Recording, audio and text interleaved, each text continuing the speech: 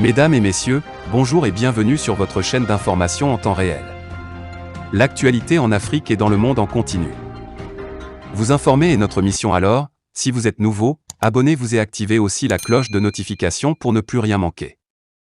Cela étant fait, c'est parti. Dans le cadre de la poursuite et de la neutralisation des terroristes en général et les auteurs du carnage de Dialasago dans la nuit du 18 au 19 juin 2022, en particulier, les femmes ont lancé une vaste opération de ratissage au centre du Mali. Le bilan de cette offensive fait état de 61 terroristes neutralisés, dont les chefs et des guetteurs, 8 autres suspects arrêtés et d'importantes quantités de matériel détruit. Depuis le dernier communiqué publié le 11 juin 2022, les forces armées maliennes en abrégé FAMA poursuivent les offensives contre les groupes armés terroristes sur l'ensemble du territoire national du Mali. Elles sont certes engagées depuis le lancement du plan Maliko et de l'opération Kélétiki, mais le carnage des villages de Dialasago, Dianoueli dans le cercle de Bankas, région de Bandiagara, qui a fait plus de 132 civils tués dans la nuit du 18 au 19 juin 2022, a encore renforcé la détermination des forces armées maliennes dans leur lutte contre le terrorisme. Ainsi, les femmes ont lancé une vaste opération de ratissage au centre du Mali, plus particulièrement dans la forêt de Samasoso, dans la zone de Ouankoro.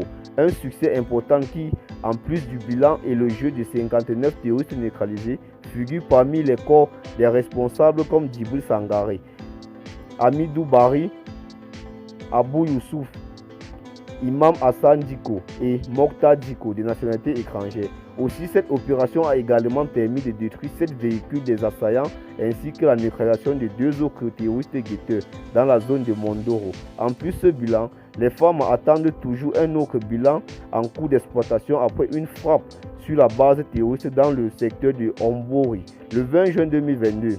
Mercredi 22 juin 2022, des opérations sont également visées dans des sanctuaires terroristes dans les zones de Djéné.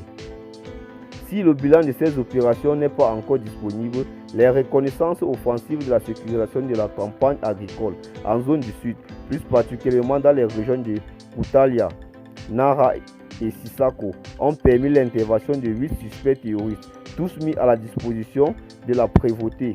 Dans cette zone du sud, les priorités opérationnelles portaient essentiellement sur la précision des renseignements et les recherches des terroristes.